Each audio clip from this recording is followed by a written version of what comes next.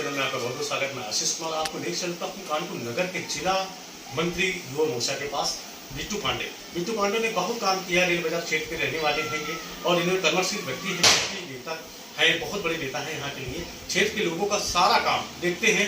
विधायक नहीं होते हुए भी ये पूरा काम देख रहे हैं छावनी क्षेत्र का। चलिए बात करें सीधे बिट्टू पांडे जी से।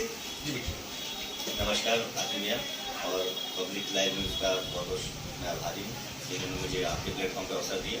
सर आदेश मैं पूछना चाहूँगा कि आगामी चुनाव है जो उसके लिए क्या करना है।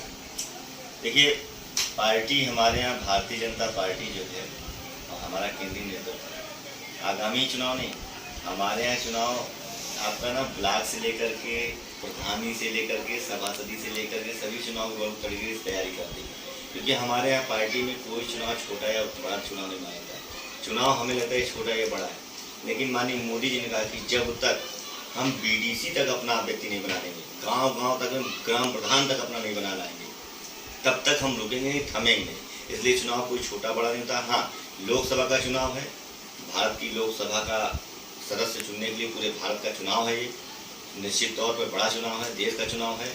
इस देश के चुनाव के लिए हमारे जो केंद्रीय नेतृत्व ने तय किया है, हम लोग वोटर चेतना का अभियान भी चला रहे हैं। वोटर चेतना के लिए अभी हमारे साथ में हमारे बड़े भाई और यहाँ के मतलब पार्षद हैं आदरणीय सुनील तिवारी जी हैं, और इस मंडल के अध्यक्ष जिनके मतलब नेतृत्व में इसमें निवर्तमान मंडल अध्यक्ष हैं। हम लोगों ने काम को सीखा कैसे काम करना चाहिए। मतलब देखिए, काम करते हैं हम, काम सभी लोग करवाते हैं, लेकिन काम में तत्परता से मतलब जो काम टाइम टू टाइम हो जाए, उसके लिए मैं माननीय रजन सिंह परिहारी का धन्यवाद देता हूँ कि टाइम से काम कराना और काम के प्रति लगनता से काम होना, ये बहुत बड़ी बात है। इसलिए वोटर चेतना अभियान का कार्यक्रम चल रहा है, उसमें हम यंग वोटर्स बढ़ा रहे हैं। मतलब यंग वोटर्स मतलब जो बच्चे 17 साल के ऊपर हो गए, प्लस कर गए, और जिनकी 1 जनवरी के पहले 18 साल हो रही है, उनके फॉर्म भरवाए जा रहे हैं। अभियान चल रहा है और अभियान के तहत घर घर टीम जा रही, सर्वे चल रहा है। ये पूरे भारत में हो रहा है, ये कानपुर या रेलवे में हो रहा है, ये पूरे भारत में हो रहा है। ये संगठन ने तय किया है कि हम कोई भी घर में कोई बच्चा जो 18 साल का होने वाला है वो वोट देने, देखिए ये नहीं जरूरी कि वो भाजपा को वोट दे, लेकिन पहली बार तो वोट बन गया उसका। जब वोट बनेगा ना, तो मुझे मालूम है, ये पार्टी को मालूम है, जो 18 साल का बच्चा होता है, यंग बच्चा होता है, उसको मालूम है कौन सी सरकार, कौन से लोग, कौन से नेता, कौन काम कर रहा है, किसको हमको वोट करना, उसको कोई गुमराह नहीं कर सकता। और खासकर से जो युवा है, युवा का तो पूरा फोकस ही मोदी जी के लिए था। मोदी जी की सरकार ही युवाओं ने बनाई थी। फिर मोदी जी की सरकार बनने के लिए इसलिए भी नहीं रोक सकते आप। देश में जो विकास हुआ, अगर हम उसके विकास के लिए अगर आपके माइक में बोलेंगे तो मुझे लगता है 48 घंटे लगेंगे। देश का विकास यहीं से आप देख लीजिए कि आज पूरे विश्व में भारत का डंका बज रहा है। इससे ज़्यादा बड़ी बात है कि पूरे युवाओं को दिख रहा है। अब आप देखिए ना, पहले रोज आतंकवादी घटनाएं होती थी, सेना सुरक्षित नहीं थी। आज हमने बॉर्डर सुरक्षित किए।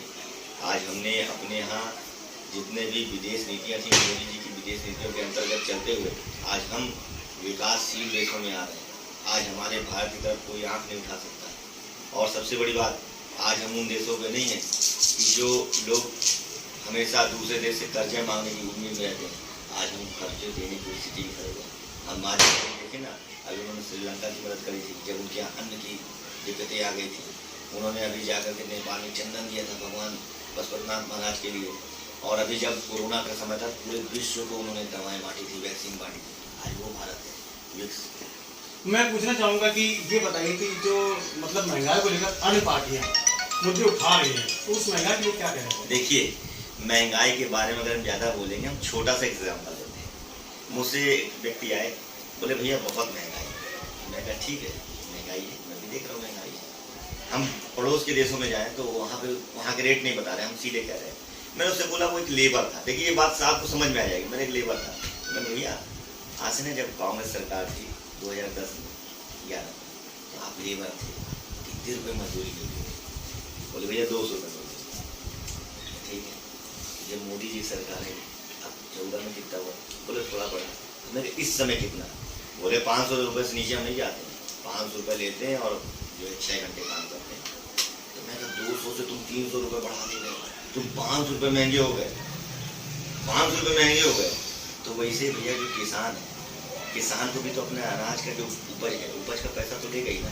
अगर मान लो उसमें आलू मिलता था कांग्रेस गवर्नमेंट में 3 रुपये 4 रुपये किलो, अगर आज आलू 6 रुपये किलो, 2 रुपये बढ़ा 10 साल में, तुम्हारी तनख्वाह बढ़ गई 10 गुना 20 गुना, किसान भी तो 2-3 गुना बढ़ेगा। किसान भी तो हमारा भाई अन्नदाता है। तो महंगाई नहीं है, महंगाई आप देख रहे हैं, महंगाई आप देखिए ना, पड़ोसी देशों से तुलना कर लीजिए क्या महंगाई है, फिर आपको समझ में आ जाएगा। आप ये भी तो देखिए ना, सरकार ने कितना काम किया, विकास किया, तो विकास कैसे होगा? मुद्रास्फीति दर से तो होगा। जैसे मुद्रास्फीति बाजार के भाव में चलती, उसी हिसाब से महंगाई का और सबका तय किया जाता है। इसके लिए भारत सरकार मंत्रालय देख रहा है, वाच कर रहा है।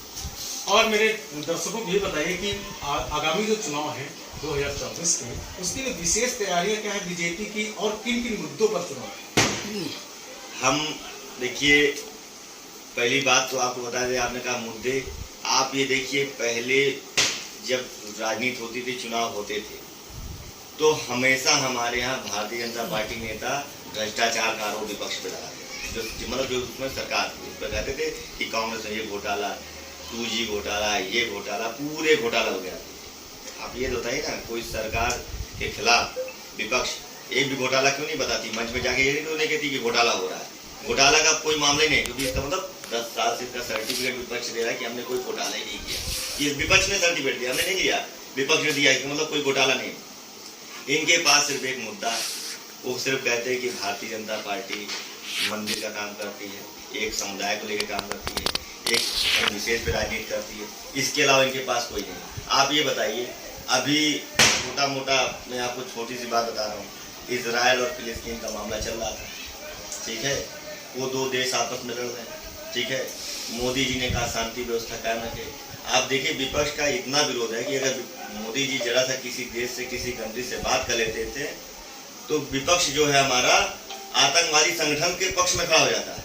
ये विरोध है, विरोध तो देखिए आप, अगर मोदी जी कह रहे हैं किसी आतंकवादी की फांसी होनी चाहिए, किसी आतंकवादी घटना घटनी चाहिए, तो वो आतंकवादी को बचाने के लिए उनके परिवार चले जाते हैं, बोले नहीं काम ही है एक धर्म विशेष की राजनीति करना। ऐसा नहीं है, पूरे देश की जनता जान रही है।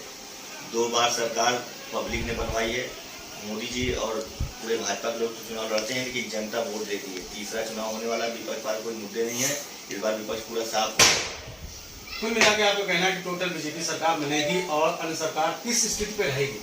अन्य जो पार्टियां हैं, बीजेपी की सरकार जो बन रही है ना, यहाँ के जो भारतवासी हैं वो भारतवासी बना रहे हैं, क्योंकि भारतवासी सब जान चुके सच्चाई के। अभी आप देखिए सुशासन बाबू का हाल बिहार में, देख रहे हैं नहीं देख रहे हैं, क्या क्या बोल रहे हैं। एक मुख्यमंत्री अपनी सदन में क्या बोल रहा है, आपने गरिमा देखी, सदन की गरिमा है भगवान, वहाँ पे महिला विधायक भी उनकी, आप देखिए ना किस तरह का लैंग्वेज हो गया। और आप जाइए ना, ज़्यादा दूर ना जाइए, MP जाइए, MP में हमारे पूर्व मुख्यमंत्री आदरणीय अखिलेश यादव जी कह रहे हैं मतलब अभी कांग्रेस की वहाँ बुराई कर रहे हैं, कह रहे हैं इनसे बड़ा दोगला कोई नहीं, इनसे बड़ा चोर कोई नहीं, झूठी पार्टी है।